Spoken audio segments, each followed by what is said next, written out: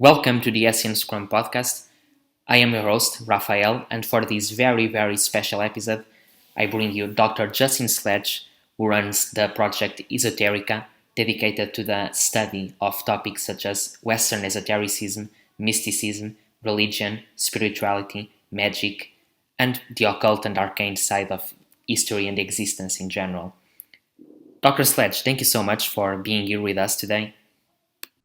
Thank you, Raphael. It's nice to be on. It's fun to be on also to talk about some musical stuff, which I don't get to talk about very often, but I'm looking forward to it. Right, very well. The first part of this podcast episode will follow the conventional Hessian Scrum format, that is the interview format. For the second part, however, me and Dr. Sledge will go through the lyrics of some select heavy metal songs to try to do our best to unpack them in light of the esoteric and the occult. Okay, so Dr. Sledge, first of all, I can't help but ask when and how did your interest in these subjects uh, manifest itself in your life? Actually, very early on, as a young kid, I was really fascinated by like television shows, like Arthur C. Clarke's Mysterious World and In Search of, and like any shows that were sort of about mysterious topics, ghosts and the Bermuda Triangle or Atlantis or Bigfoot or UFOs or whatever. And I just really loved those kind of shows growing up as a kid, unsolved mysteries. And eventually I was thinking more and more about these topics as I grew older. I grew skeptical of a lot of this stuff, Bigfoot or Atlantis or whatever. And what ended up happening was that when I finished undergraduate, there was a question of, do I want to kind of keep this interest alive? And the answer was at some level, yes. I wanted to study these topics academically. And so I went to the only place basically in the world that allows you to get a degree in studying the occult, basically. And that is the University of Amsterdam's program where you can study Hermeticism, Hermetic philosophy, and the occult. And so, yeah, this is sort of a lifelong interest that I've been interested in these topics and primarily interested in them through an academic lens, which is very different than, for instance, like a practitioner or a practicing occultist. So my lens is very much through academic evidence-based analysis. Mm-hmm. I find it very interesting, that narrative. Well, I think this probably applies to many interests, but the fact that you began being interested by, let's say, well, as a child, we have these more. Well, it's another type of connection that we have to those images and ideas, and as we grow older, we gain a deeper appreciation of the underlying side of all these things. Yeah, and also just how much we don't know. People would be surprised to learn that there are hundreds of manuscripts sitting in libraries about magic and the occult from the Middle Ages that have never been translated. I don't think people have looked at them probably in hundreds of years. So the one side of it is, yeah, this material is just, innately interesting. For instance, just on my desk right here is the third volume of the Theatrum Chemicum, the most important collection of works of alchemy ever published. This is a 6-volume set. You can see this book is rather substantial.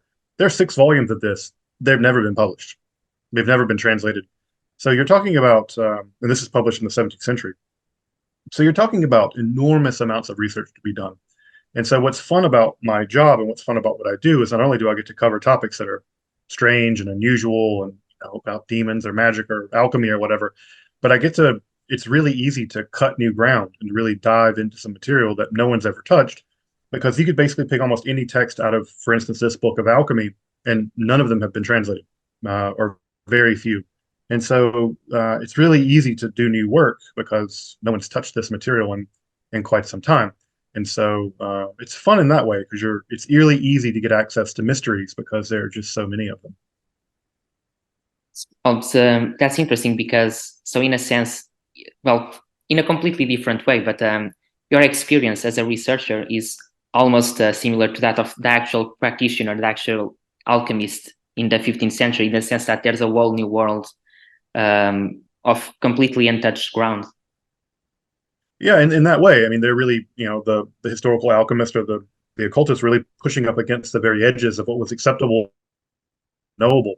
And so, in my own very small way, as a researcher, I'm also pushing up against those kind of borders. And that's one of the things I love about studying the occult is that in that world, you're asking questions that are, one, you're not supposed to be asking. Those are always the fun questions. And then two, Mhm. you're asking questions at the very limit of what's knowable. And so when you get into conversations around mysticism and those kinds of things, those topics really push up against the very barriers, the very limits of the human experience. And I think those are the frontiers of experience that are extremely interesting and well worth investigation. And so not only do I get to do the historical work, but my degree is in philosophy. And because my degree is in philosophy, I'm also very interested in asking those big questions. And I'm very grateful for my studies because by studying esotericism, it also informs me in my philosophical work that allows me to ask, I think, more profound and more deeply informed questions. Mhm. Okay, I was also going to ask about the how this connects with music, because I'm glad you mentioned the fact that today we will be discussing music, which is something that interests you, but you don't have as much of an opportunity to touch on it. And do you think, well, the fact that do you think there is a resonance between uh, the occult in general, or the magic, alchemy, hermeticism, esotericism, whatever, and let's say the equally, well, in different ways, but also the, let's say, the marginal nature of heavy metal music, the fact that it's about zones of the human experience, as you were saying about them, because I believe that a lot of black metal, death metal, touches on certain zones of the human experience and of the even the cosmos that are, uh, for lack of a better word, even esoteric in the general way. Yeah, I think that extreme metal, whatever that means, anything dealing with those extremes is going to have to deal with the extremes of things like of blasphemy or where what is allowable by religion, what's knowable, the limits of human experience. Those are all the kind of extremes that, insofar as they're going to be music informed by extremes, what better extremes than the world of Hermeticism and the occult? And the truth be told, this goes back well before the arrival of heavy metal music. You have to, again, you think about someone like Pythagoras. Pythagoras is a mystic himself, a mathematical mystic, and his way of analyzing music is completely baked into his mysticism, and his mysticism is baked into his musical theory. And that's a musical theory we've inherited in the West. So I would say that in a profound way, mysticism and music have gone back to the very beginnings of music. And again, we can trace that back probably into shamanism. And of course, those are also limit and extreme experiences. And then the spiritual side of music as it survives in things like even Gregorian chant. So my contention would be that it would be unusual if we didn't see a connection between mysticism, esotericism, and music, precisely because they've always been wrapped up from the first time a person, I think, made a drum and blew a flute 100,000 years ago, whatever, all the way through the Middle Ages and Pythagoras and the rest. There's never been a disconnect between music and mysticism, and so I think that it's interesting that we go looking for it. But I would say that that's odd that we should have to look for it at all, considering that I think it's actually rather ubiquitous, at least from a historical point of view. Music as entertainment, I think, is a completely 17th century thing. It's really, really recent and really new. The idea that you would get dressed up in fancy clothes and go watch a symphony be played for you in a big orchestra hall, it's a positively bizarre, uh, uh, moment in music history. And one might even argue it's a fad, that this is a very strange interlude in the history of music, where we are passive observers to music as opposed to active participants in the way that music probably existed prior to that. So, yeah, I find that at least in terms of music history, it's a bit of a we're in a strange part of music history in many ways. Mhm. Yeah, well, we could argue, if we go by the line of authors like Eliade, for example, that all aspects of modern society are dessacralized. As you gave the example of music, but I think we could apply this to, well, most things. And Yeah, yes, so I certainly. think Yeah, it's if you buy interesting. Eliade's line, yeah, the sort of the disenchantment theory, which there's been critique about this whole business of disenchantment, but yeah, I think that there is a one of the things that we sacrificed for modernity was that we sacrificed enchantment, and one might argue that that was a rather dreadful sacrifice, and we were paying the dividends for it, unfortunately. Mm-hmm. So it's interesting that, as you were mentioning, the paradigm of music listening and music experience in the dessacralized world. But so it's definitely, I think it's very meaningful that, for example, we see a lot of, for example, black metal bands that really try to push this angle of the rituality of their music, and even there are some cases of using the music for rituals or well, literal rituals. So in a Sure, sense, Heilung comes to mind. Heilung and Wardruna and bands like this have transitioned out of the black metal world into a kind of purely ritualistic music in many ways. So absolutely. In fact, again, I would say that shift in music, especially in the black metal world, is a positively it's a blessing. I will say that I saw Heilung here when they played in Detroit, and deeply moving. And I'm not a pagan or a heathen. I'm Jewish. It's music that, at least in terms of the religious landscape, is very far removed from my own personal beliefs, but it's still a spiritual experience. And I was, and very thankful that there are bands out there creating that kind of experience, as opposed to them performing for me, as me being a passive observer. mm-hmm. There's kind of a deep intention, deep in desire on the part of the musician to bring you into that ritual space and that ritual experience. And I'm very deeply grateful for bands like that. It seems to me that even a band like Wolves in the Throne Room, I think, does that quite well.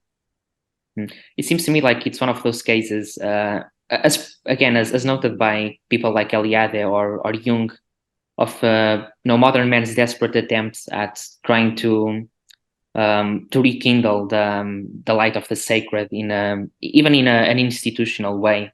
Yeah, and I think that's a very positive influence. I'm also a materialist, so have a very boring metaphysics, and my materialism is also materialism that says that we have certain kinds of bodies in our bodies and our brains that are I think hardwired for ritual, hardwired for symbolism, hardwired for experiences of the numinous. And I think that one can split the circle in some ways, or square the circle rather, and say that one could be committed to a kind of radical materialism and accept that the human being is a deeply religious creature, and that resacralization doesn't have to come at the expense of a modern metaphysics. And I think that those two things can sit comfortably next to one another. That's a very interesting position, I believe. Mm-hmm. But in that case, just a little question that I have, because I'm very intrigued by your position. But so under materialist metaphysics, recognizing that well, if we recognize that human beings have, or some human beings have a need for the numinous, as you said, metaphysically, what is this numinous? What would this be? Would it be just something that can be understood materialistically? I think that it can. I think it can be. I think it can be an artifact of our psychology. It can be an artifact of our neurology. I'm sure it's an artifact of the evolutionary theater in which we evolved. There are no more powerful group bonding experiences than experiences of the numinous. And I think that ritual technologies were developed to foster those kinds of experiences. And I think that the primitive, not say primitive, I mean ancient, not in any sense of a value judgment of any kind, but the ancient shamans of our ancestors, I think, understood that technology very well as a way of bonding us together in very powerful ways. So I think that one can give a thoroughgoingly materialist analysis of the origins and function of that. There's a reason why it also emerges in every civilization. We all have the same brains. And so did it with music, did it with art. And so I think one can give a thoroughgoingly materialist analysis of it. At the same time, I think that materialist analysis of it, there's a desire, I think, on the part of some people to think that a materialist analysis undercuts the profundity. In my sense of it is that no, it doesn't undercut the profundity in the least bit. It in fact makes it all the more important that if we understand the kind of creatures that we are, and if we understand that the experience of the numinous is an incredibly important part of how we evolved, and who we are, then amputating that from us, the desire of modernity and the desire of certain Enlightenment folks to amputate that from us was a disaster. I think it was a disaster. And so I think that one can say that that disaster needs to be righted, that we need to return at some level to experiences of the numinous. And as I said, I'm really glad that even in this modern and postmodern context, there are people, there are musicians and other kinds of ritual experts who are um, resisting the sort of jaded, cynical attitude toward the numinous, but also are saying, no, we have to reconstruct it. We don't know what our ancestors were doing in the Neolithic period, for instance, for a band like Heilung, but we can try. We can do our best to reconstruct something like it using something like the instruments and something like the spirituality. And I think that's an incredibly brave and, in my opinion, heroic effort on their part. And so Agree. I'm very thankful for it. And so and again, even a band like Wolves in the Throne Room, or even some other black metal bands like Krallice, I think Krallice does a great job of incorporating a lot of really heady philosophical spirituality into their music in a way that, while very technical, still remains very spiritual. And for me, as a person who's very cerebral, that's kind of music I really really enjoy.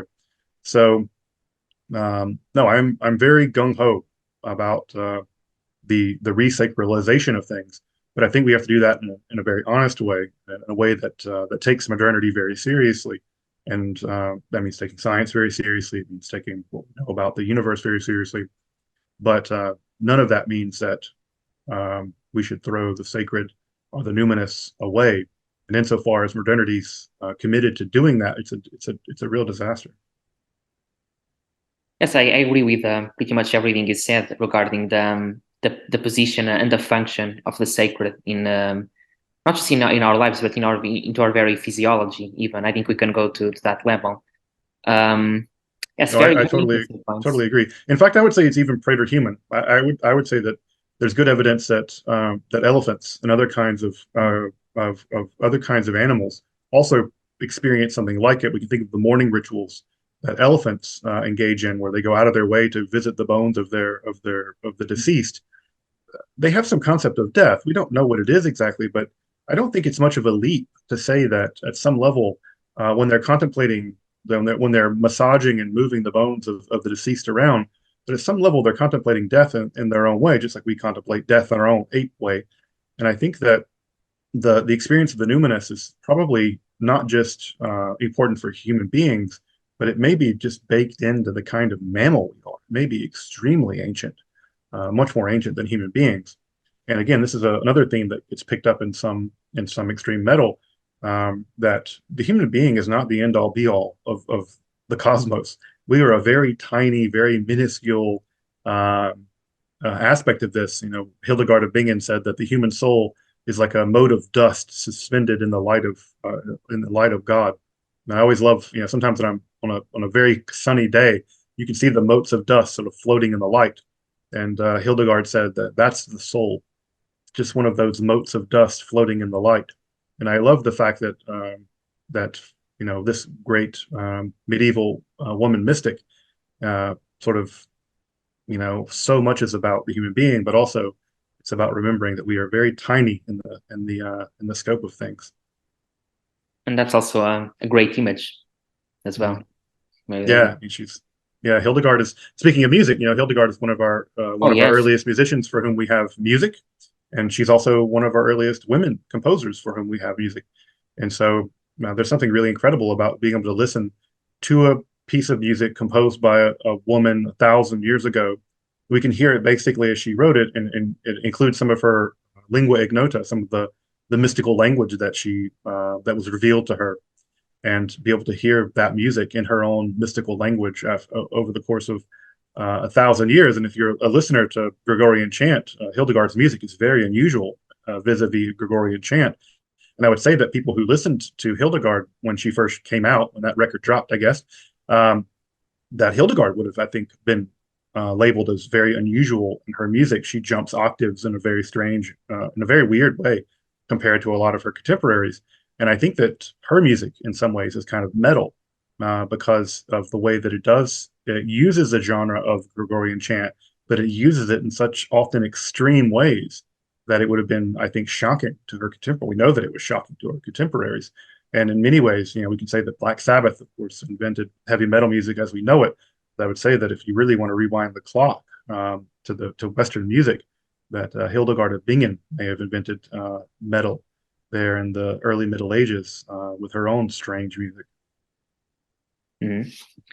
Yeah, very, very interesting. I wish we could dwell on these topics for longer. I think we have material for hours. But for that, you can check out Dr. Sledge's channel, Esoterica. We'll publish the link in the description.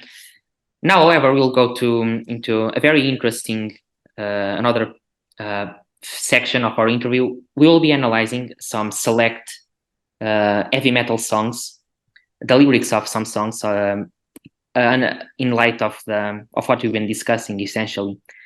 The first of these, I think it makes sense in a chronological way, will be Black Sabbath by Black Sabbath, which some consider, as Dr. Sledge said, the original heavy metal band. So let's take a listen.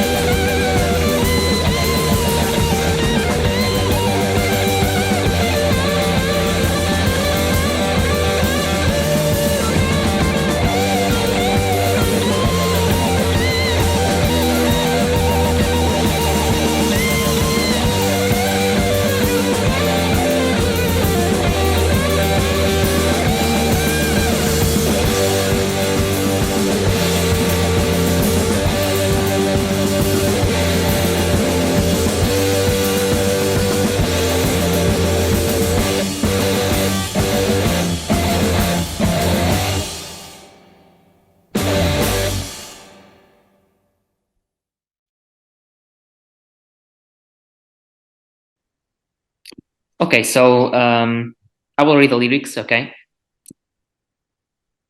What is this that stands before me, figure in black which points at me? Turn around quick and start to run. Find out I'm the chosen one. Oh no. Big black shape with eyes of fire, telling people their desire. Satan sitting there is smiling, watches those flames get higher and higher. Oh no, no, please God help me. Is it the end, my friend? Satan's coming round the bend. People running 'cause they're scared. The people better go and beware. No, no, please God help me. Well, I think even before metal, but rock music in general already had a tendency for, let's say, for the occult and the image of Lucifer and the devil. I'm thinking of the popularity that Aleister Crowley had in some of these bands, or the fact that I think it was Jimmy Page who bought the Boleskine House, correct? That's right. Yeah. And even going back before rock music, the blues is also, Oh yes. insofar as the blues is a precursor to rock music, which it of course very much is. There's also a long connection with the blues. I'm from Mississippi, and so Robert Johnson famously sold his soul to the devil in Oh Cleveland, yeah. Mississippi. And so the idea of selling your soul to the devil goes back, I think, in a much more archaic way, all the way into the music of people like Robert Johnson. Mm-hmm. So in the case of this particular song, I'm going to share my screen in order for you to see the lyrics. And I have them here too. Oh, okay, sorry. Okay. So, Dr. Sledge, would you say that the portrait that we have here of the devil corresponds more or less to these features, these images, and more importantly, the experience that the person in question has when he encounters this figure? Does it more or less correspond to how this figure was seen, let's say, in medieval demonology, or I would say so. I mean, the devil is almost always, if you look at sort of medieval witch hunting manuals like Malleus Maleficarum and other depictions of the devil has lots of different images, because the devil can take many shapes according to medieval demonology, but almost always the devil is portrayed as being black. That the devil is a figure in black, often a black man. Now, not black in the sense of racially, but literally black, as in color black. The devil's often thought, and this goes back to Augustine, where Augustine considered sin and evil not to be things themselves, but the privation, that sin is a lack. It's a gap of God. It's where God isn't. So the devil and evil aren't things in themselves in Christian demonology. They're absences, and therefore, what is the greatest absence? The greatest absence is just black, nothing. And so I think we typically think of the devil sort of like a weirdly like a monk, like a sort of wearing a black cloak or something like that. But I think if you want to get into sort of the mind of medieval demonology, imagine the devil is just the shape of a human being, but there's no content there. It's pure absence. And so, yeah, I think that Ozzy's capturing that quite well in this image of blackness. I do also like the fact that Black Sabbath is sometimes associated with devil worship, at least early on, and it's from most of Ozzy's songs. The devil's pretty an oppositional figure. Ozzy's clearly not on team devil in many cases. So Yes, I yes. do like, and I think that's an interesting thing that you think of war pigs and stuff like that. That song is about warmongers being punished by the devil. So it's funny that he's not so much on that team.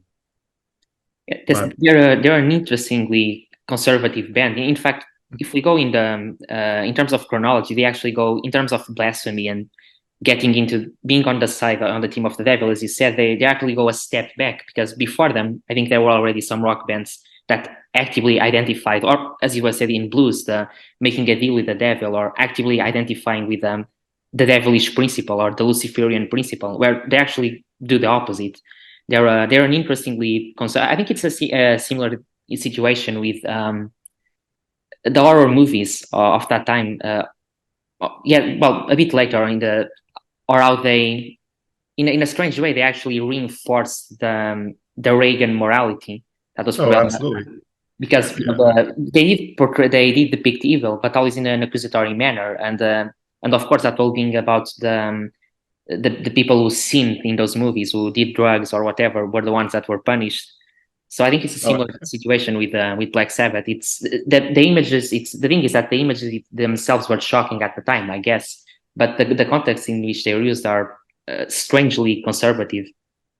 I agree, and again, I think that the heaviness of the heavy metal comes from one, the sound that they generate, but also the topics they're dealing with, and they're talking about people being going to hell and stuff. That's a pretty heavy topic, and so I think that when you contrast that to I want to hold your hand or something, it's in that way it's quite a contrast in terms of content. Um, but no, it's the tropes here in Black Sabbath, the song Black Sabbath, are very much they're very standard Christian tropes, right? There's a link of desire, right? Desire and sin. And this is a thing the devil allegedly knows in many cases, that the devil knows your desires, and the devil can use the knowledge of your desires to tempt you. Otherwise, how will the devil tempt you if the devil doesn't know what you want? And so, in many ways, the devil has to know what you want, which for most people isn't terribly difficult to figure out, I suppose. And it's But scary, although the it idea is that very the scary. devil, because well, the Yeah, idea that God knows the innermost of you is already scary. So imagine the devil also knowing, it's a because quite a God. terrifying idea. I'm Um, reminded there's a quote by Dostoevsky that I think that touches exactly. I think from the Brothers Karamazov, where he said it's talking about the. I don't remember which character it is, but they're talking about beauty and the potentially devilish aspect of beauty, how sin can be beautiful. And I think a character comes up with the phrase that only the devil knows what is in man's craving for beauty, or something like that. I'm not quoting it mhm. exactly, of course. No, that's right. And even, I mean, even to think of, I think of even the Santa Claus song. The Santa Claus knows he knows who's good and who's bad. He knows all the bad things you've done. It's really, always as a kid, I always found Santa Claus to be quite creepy in that way. He sort of knows, Indeed. knows your thoughts, and he's going to sneak into your house. Um, and of course, Santa is an anagram for Satan. So, um, but yeah, yeah, the song I think is quite terrifying because it sounds like it's someone being drugged to hell, and um, you know, it's one thing to I don't know, to live a bad life and wake up in hell. It's one thing to be dragged there in life, and of course, this is an image that goes back to Faust, and this image where you've sold your soul to the devil, and the devil takes his due, and he takes his due in the form of literally dragging you physically into hell. And I think that this image of, at least in my interpretation of what's happening, is that you have an image of sort of demons dragging a guy to hell, and Satan smiling the entire time. So it's a quite, in that way, it's quite terrifying. And the pleading, oh no, no, no, please God help me. Yes, Um, it's very expressive. it's quite distressing. It's very vexing. Um, And also, I say that the song Black Sabbath, and this has been said many times, and I'm not saying anything new, but in some ways, in embryo, almost every form of metal that will emerge is somehow encoded in this song, whether it's the tremolo picking or other kinds of things that Yes. you see the origins in many ways of almost every genre of doom and funeral doom and black metal, heavy, death metal.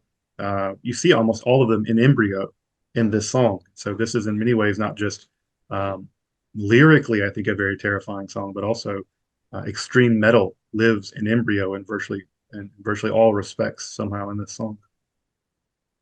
Yes, I agree. I think it's a popular view, but it's a correct one, I would say.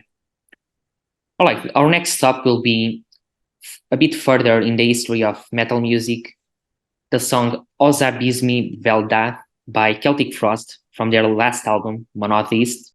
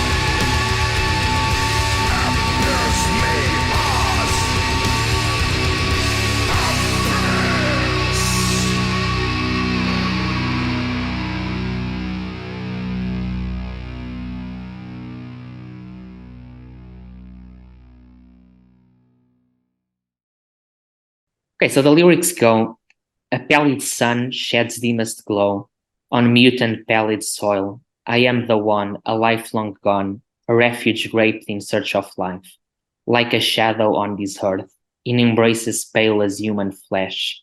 I am unborn and I am undone. How much of me is lost?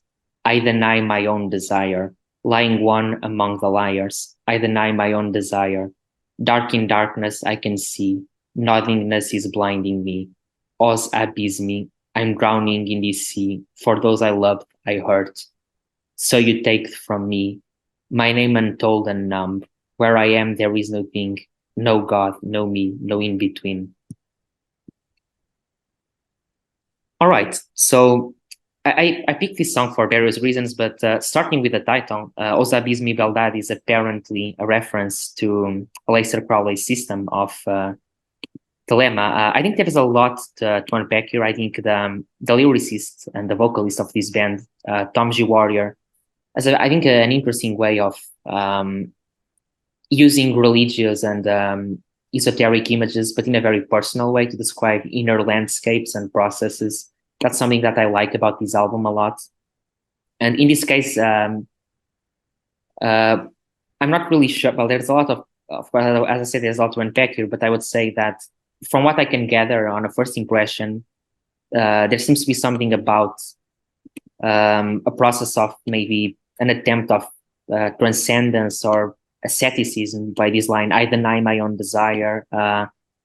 And then the last line: no God, no me, no in between. I'm not sure if it's a reference to sort of state the void in a metaphysical sense. What, for example, in Buddhism is called sunyata. But at the same time, there seems to be a lot of despair here. So I think maybe it's about the dark night of the soul, so the pain that accompanies this process. What are your thoughts, Dr. Sledge? Yeah, I think that, and I have to admit, I'm not an expert in Aleister Crowley. Most of my expertise in esotericism is before the contemporary period. But to me, I mean, the title is a reference to a text by Crowley. It's one of the text of Thelema, one of the educational texts, and it has to do with the Thelemic ritual of crossing the void. And so, crossing the void is where one confronts what is, I think, the closest thing one gets to the devil in Thelema. This is Choronzon, a satanic figure that is actually taken out of Enochian magic. And by facing Choronzon and then crossing the void, one attains a state like basically a state of enlightenment. One travels beyond the Tiferet up to Binah, up to the upper reaches of the Sphirot, and then one enters into the upper reaches of enlightenment. So I would say it's something like Shunyata, but I think it's very closely parallels the concept of nirvana in Buddhism, and I think that this language of I deny my own desire. And I think you're right to say it's something to do with something like the dark night of the soul, but I think it's very specifically the Thelemic version of that, which is this process of crossing the void, which in many ways is the sort of the final initiation in the Thelemic process by which one reaches enlightenment, much later after one's knowledge and conversation with the Holy Guardian Angel. Now, there's a lot of debate about exactly how all that goes down, and your mileage is going to vary from Thelemite to Thelemite, from the OTO, the AA, or whatever 1,000 different organizations that claim to represent Crowley's religious philosophy. But even the phrase "os abysmi," right, mouth of the void, mouth of the abyss. I think that all of that, to me, this reads very much like a person in a moment of despair, having faced Choronzon, and then leaping as one does into the void in the efforts of attempting to reach nirvana, or the divine. That I think that last line that you mentioned, "No God, no me, no in between," speaks of that final unity, where the distinction between subject and object, the distinction between the God and not God, or self and not self, that all of that is collapsed, and there's no in between. The subject object distinction has collapsed. And one of the things that, if you read the text that the title of this song is referencing, it's a text mostly urging you to study philosophy. And one of the philosophers that is, or I think is urged to study, if I remember correctly, is Hegel. And Hegel, of course, also is a philosopher very much interested in the the the dialectical tension of subject and object and how those are reconciled in the absolute. And so, in some ways, there's a lot of intertextual stuff going on, both with the lyrics, but also with Crowley's religious philosophy, Thelema, but also with this very specific text that's being referenced in the title of the song. So, as you said, there's a lot to unpack here. Mm-hmm. Okay, I think thank you for your comments. Yeah, I think it's also a very good song in my opinion, very eclectic. I like this album by Celtic Frost a lot. Okay, so the next one is Son of the Sun by Therion on a more contemporary, more recent and more power metal register. Mm-hmm.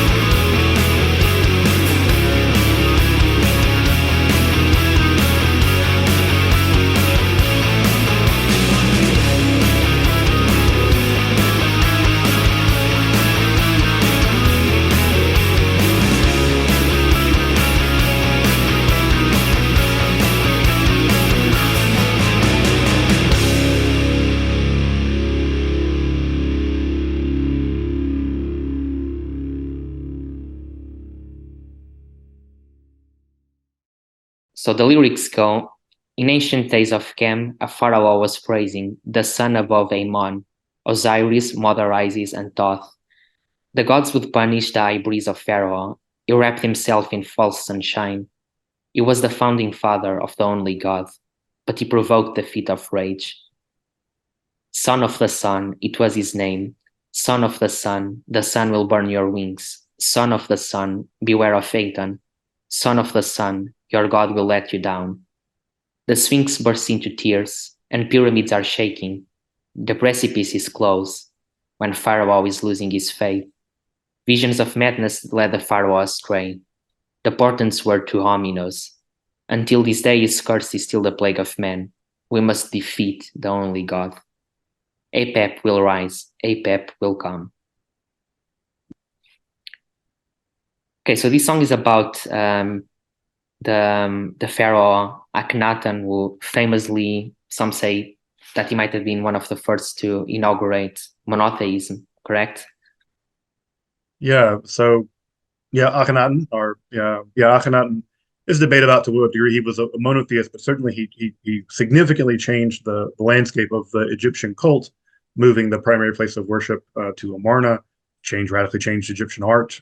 The Amarna period art is really distinct. You'll always know it when you see it.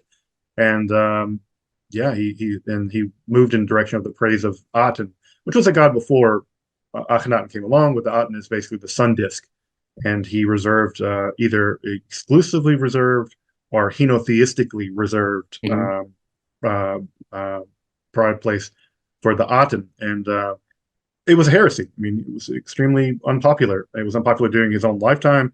Certainly unpopular after he died. His name was erased. His statues were torn down. Amarna was not quite abandoned, but it was certainly the old cult were returned, and yeah, people don't know often that Tutankhamun, Tuch-at-Amun, was originally born Tuch-at-Aten.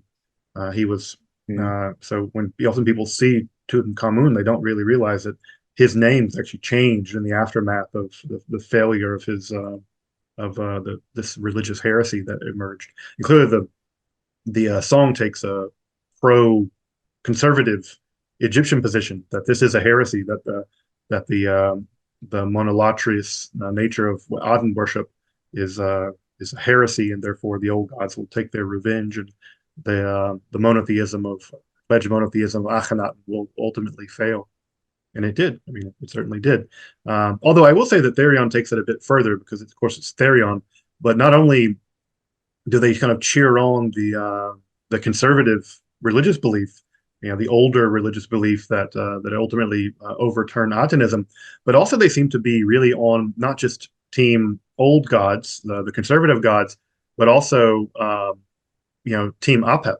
And Apep is the opposite of Ma'at. Ma'at is the cosmic force of justice. Of course, is at the very heart of Egyptian religiosity. When one dies, at least in the New Kingdom, when you die, your heart is measured against the feather of Ma'at, and it's only if your heart is lighter than the feather of Ma'at that you're allowed to go into the world of the afterlife. Otherwise, the demon crocodile demon Amet eats your soul.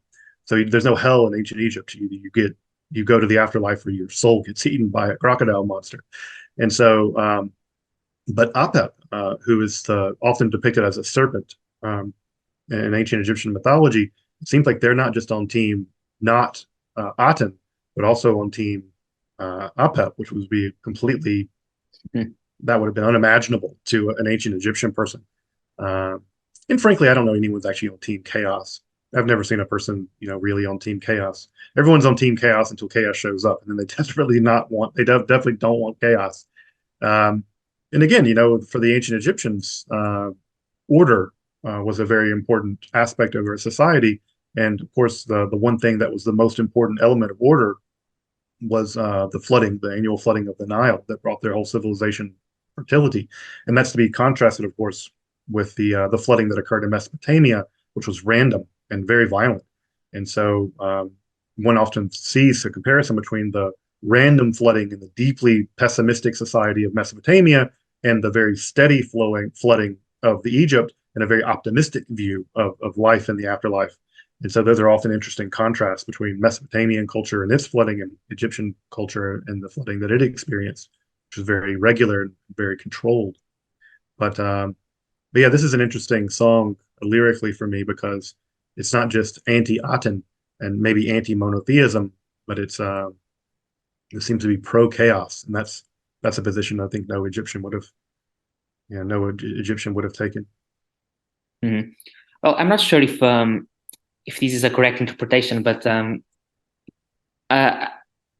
I first listened to this song, the up up will rise, up up will come. I didn't quite see it as something triumphant, but more, let's say, I'm thinking of the cosmological theory of archaic societies where chaos, so the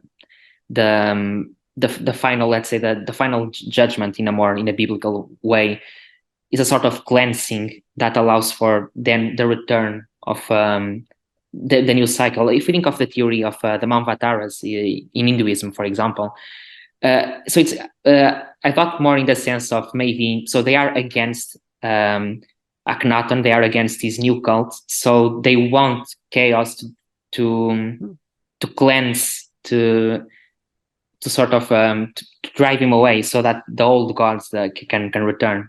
Maybe the old order can return. Yeah, that's a totally reasonable reading. Totally reasonable reading. But yeah, I think the idea of and this is an interesting thing between a lot of ancient religions and more axial age religions. Really ancient religions, their primary dichotomy was order and chaos, and a lot of the mythology is about the destruction of chaos and the ordering of the universe.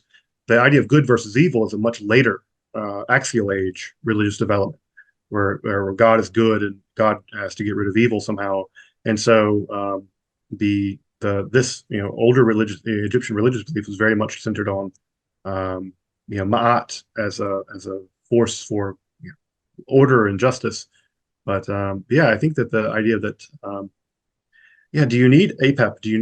Would APEP be responsible for the chaos that comes after the chaos that might come after? I don't know. It's an interesting question. I do know that at least historically, there was very little guffaw archaeologically when Akhenaten died. It's like it never happened. It's amazing that this is also just how disconnected pharaonic leader elites were from the common people. I imagine that many common people never even knew what Akhenaten was doing because there was such a huge disconnect. Interesting. Between common people and what was going on. Even priests, because there's no evidence that, for instance, lector priests or other kinds of priests ceased to do their activities in the other temples. He never closed them. But I think the only people that really suffered through all of it were diplomats. We have great stories from foreign rulers coming to, diplomats coming to see Akhenaten, and his main temple at Amarna. It's basically just a giant open air pavilion, and they were forced to stand in the searing Egyptian heat, for his temples. And this is very different than most Egyptian temples, which are very dark. If you've ever been into the temples at other places, Dendera and other places, they're dark, imposing structures. It's very opposite of the religious structures at what is left at Amarna. Mm-hmm. Again, thank you for your very illuminating comments. I think I agree with. I think I also agree with what you were saying about the song being the fact that it's interesting that they actively take an anti-Akhenaten assessment positioning here, because, and this is also, I think, an interesting bit of information. So the lyricist of Therion, or at least one of them, his name is Thomas Carlson, and he belongs to an order called Dragon Rouge, which is I think a left-hand path order. And I think he has explicitly stated that his lyrics for Therion are not in any way an attempt at conversion, or are just sort of merely descriptive. But here he does take a very explicit. He's not trying to convert anyone, of course, but he does take a very explicit side. So in a sense, it seems to, and I think it says a lot about his general worldview in terms of religion and the sacred. Because, I'm not sure if I'm oversimplifying, but in general, I think the conflict between between Aton here and the cult that prevailed in Egypt until then seems to be more what those neo-pagans in general say about the rise of Christianity and the way it or the rise of or even even less than Christianity, maybe already starting with Judaism, how it sort of cut off the old, let's say, the very sensualist, hyper-connected religion of nature that until then existed, with the gods being the religion of immanence, which of course I think these are probably more stereotypes, more like literary tropes about the religions than the actual views of the people themselves. No, certainly of ancient Egypt, yeah, it wasn't a religion of nature. It was informed by nature, but every Judaism is informed by nature. We have whole holidays that are all about, we just had one about the rebirth of the trees. So yeah, I think that it's hard not to read into the lyrics of this song, at least, against Akhenaten, sort of an anti-monotheism in general, and that that anti-monotheism obviously being represented now, at least primarily by the so-called Abrahamic religions, and therefore sort of a call back to a more primordial, perhaps more authentic polytheism, and seeing the seed of that in Akhenaten. But again, there's a lot of debate about to what degree Akhenaten was, in fact, um, a monotheist. Egyptologists really debate about that. And if you read the Hymn to the Aten, it makes him seem like a monotheist. But if you actually look at the entirety of the archaeological record, I think he was more like a henotheist, or he was monolatrous vis-a-vis the Aten, but wasn't actually actively engaged in some kind of inquisition. He certainly rerouted a lot of Egyptian resources to building Amarna, and that did sap resources for other temple projects. But you don't see, Egyptian inquisition happening, and which you do kind of see in ancient Israel, where you do see a hardcore monotheists like Josiah come to power, and there is a kind of inquisition, and non-Yahwist shrines are destroyed, and even non-Jerusalemite Yahwist shrines are destroyed. So we actually do see something like an inquisition in ancient Israel. Mm-hmm. Yes, that's very interesting. And well, I basically I brought up the more literary side of things because I think that in this song, it seems to me that they're just using the figure of Akhenaten and what it implies and its general context more as an archetype to to demonstrate its general attitude towards these matters. So when I said about this very simplistic narrative about cutting off about the implications of monotheism in the course of human in the evolution of human beliefs, I'm thinking more in the lines of I think this was a very prevalent view in Romanticism and then symbolism. Authors like Merezhkovsky in Russia who frequently brought up these again, this very simplistic, very literary, very archetypal idea of let's say an unbroken, an utopian state of primordial connection with the gods that are present everywhere in ancient Greece. Nietzsche also has some passages that are indicative of that. And then, of course, with the rise of Christ and all of that goes away, and we turn to flesh hating. We turn to a completely internalized form of religion. Mm-hmm. Right. Yeah. I think these kinds of narratives, I think, make for good literature, make for good polemics, but they don't make for good history. Of course. So it's one of those things. They make for good songs like this one, maybe. They do make they make for good poetry. I think that when you get into the actual weeds of looking at the historical context and things like that, it's a lot more complicated than that. But again, I think that we shouldn't let historical facts get in the way of what is meaningful and what is powerful, what is symbolically important. Again, I don't think that any science that robs us of the numinous is a pretty crappy science. And I think that historical science, insofar as it wields its weapons to understand, wields its tools to understand the past, if what we lose in the process of understanding history better is the ability to employ history in the form of myth making, that's a big disaster. I also think it's a disaster when we confuse myth and history, which I see a lot.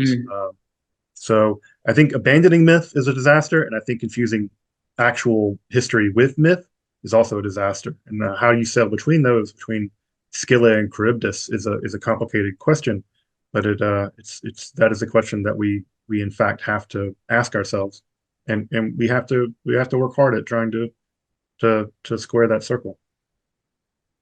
Okay, the next song is Diotima by Krallice.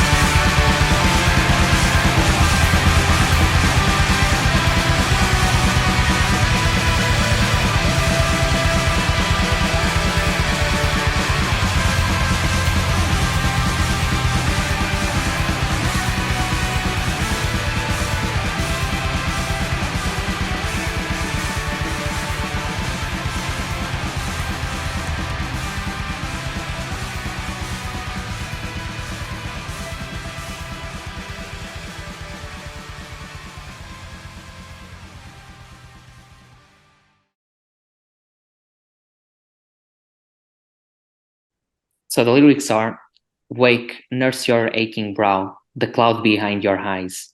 For now soothed by gentle gods of oblivion and sexual release, inside every man is a beast, a perfect animal of self-advancement, untethered by conscience, beyond the realm of will, while the living self fragments into quanta. Is this the next step? Mice dissolved in the ether, a split species, Diotima, your son, the more beautiful age, has gone down. And now the storms quarrel in frost-covered night. Grant us the power of detachment, that our fragmented selves will know purpose, ethereal love, spirit sense, of which the physical can only intimate. Freedom from this flesh, that I may observe the balance of nature. You, the favorite of the heavenly muse, you who once reconciled the elements, come and comfort me against the chaos of our time. Order the raging battle with the peaceful music of heaven, till what's cleft in two become one in the mortal heart, till ancient human nature, so calm, so great, serenely and powerfully rise from out of our seething times. Heal her life, O gods, a life that you yourselves raised, so she may merge our splintering selves, the physical and the ideal. For not everything is in the power of the gods, and mortals would sooner turn into the abyss. Each day I shall give my cinders to your flame, and rise up another man. Okay, this song was suggested by Dr. Sledge himself. Again, like the Celtic Frost song, this seems to me, I wasn't familiar with this song, but it seems to me to be, once again, a process of enlightenment or something, a spiritual operation of that kind. I don't know what you have to say about the lyrics here. I think I agree with you. Diotima, folks may know this. Diotima was a prophetess in the symposium in Plato's symposium where they're talking about love. Oh, None of yes. them were able to sort out what love was, and only Diotima, the prophetess, was able to talk about what love really was. And so this whole album is actually named Diotima, and there are kind of Platonic elements that sort of perforate and sort of go through the entire album. And I think that what's really to me, what's great about this album and great about this song, which is the title track, is that you get the sense of harmonizing the ideal and the physical, that of self overcoming, that there's a kind of transcendence Yes, that yes. one can achieve. And I think the fact that they name it Diotima, and Diotima is actually referenced in the song, and she's this prophetess of love, and we get some language of love in here as well, ethereal love, spirit sense. I really think this song really captures really beautifully some of the really powerful ideas coming out of Platonism, and ultimately some of the ideas that will end up in Hermeticism and Gnosticism, where you overcome the mere flesh and become something more spiritual. And so now, whether one likes that metaphysics or not is a different question. But I think this is a really impressive, very poetic way of stating Yeah. some deeply Platonic, deeply mystical, and deeply Hermetic kind of ideas, wrapped up in depending on what kind of genre you think Krallice is, whether they're technical death or black metal or whatever, sort of progressive black metal. I think this is a great example where black metal can not just be about, death and the devil and demons and anti-Christianity, or it can also be amazingly transcendent. And using Mhm. that music as a form of transcendence is, I think, to me, an equally powerful thing. Because also, I think that the transgressive, blasphemous side of black metal is very important. To go to your point earlier about APEP, you need to tear things down and burn things down in order to make progress. But what does that progress actually look like? And I think Yes, this song captures the other side of that, exactly. um, of the other side of that in a really impressive way. Exactly. Yeah, it's interesting to have indeed the idea of Platonic black metal is curious, but in a sense, I think, well, not strictly Platonic, but let's say in as you were saying, that side, what happens after the destruction, what happens after the tearing down, well, that has to be at some point that has to be revealed, unless otherwise we fall into, as you were saying, into that actual more like chaos magic, more the destruction for its own sake, the pure Satanism in that strictest sense. Yeah. But yes, indeed, it's a beautiful, as you were saying. I think it's yeah, I wasn't familiar with it, so I thank you for having introduced me to it. But yes, very very poetic lyrics, as you were saying, and I was just catching the fragmented selves will no purpose. So that's also very well. I think it's full of Platonic images, right? The fragmentation and going towards unity. Correct. I think so. That's my idea, right? And that last line, every day I'll give up my cinders to your flame, right? It's sort of the idea that you're becoming one with the fire and rise up another man. The idea this is the old Heraclitean idea that you can't step into the same river because it's not the same river and you're not the same person. The idea that you're reborn another person through this process of doing it, and also the idea that that mortals would soon turn her into the abyss. That most people aren't willing to undergo the very difficult processes of becoming a new person, of really undergoing these powerful spiritual transformations. And this is to go back to some other songs as well. We've talked about that this is an incredibly gut wrenching, terrifying, difficult process. And I think again, extreme metal is a perfect opportunity to discuss these incredibly gut wrenching and difficult processes because the music itself is so also so difficult in some senses to endure. I think of an album like Dead as Dreams by Weakling, where that's an record that you don't listen to. It's a record that you endure, and I think that this extreme music challenges the listener in a way that is very important. And also, again, the lyrical content and the musical content work in a kind of synergy, so that you can't just be passive. The music is really disruptively making you listen to it. And in the same way that you can't accidentally become reborn spiritually or undergo a powerful spiritual process merely through accident, it's going to take some work. And that work is going to be at some level quite difficult and maybe one of the most harrowing experiences of one's life. And so this kind of extreme music captures that both lyrically and musically in a unique way. So this is the reason why I think that again, at least for me, black metal is an incredibly important genre of exploring both extremes, both the tearing down, but also the mystical building up. Mm-hmm. The rebuilding, correct? Yeah, I think brilliantly, yeah, and brutally, and it's very honest, both musically and lyrically, about those two processes. And what is more dangerous than telling the truth? Correct. Okay, I hope we have enjoyed these lyrical analysis. And once again, I thank Dr. Sledge for being a guest on our program and for his very illuminating comments. I don't know if you have any final words or anything else you want to say about anything that we have talked about or anything else.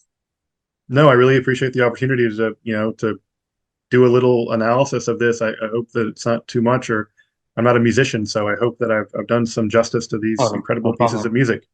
So that's all I can say, is that this music is very important to me, and I hope that whatever small philosophical insights I might be able to offer, I hope that they give people a deeper appreciation of this important music. Mm-hmm. Thank you.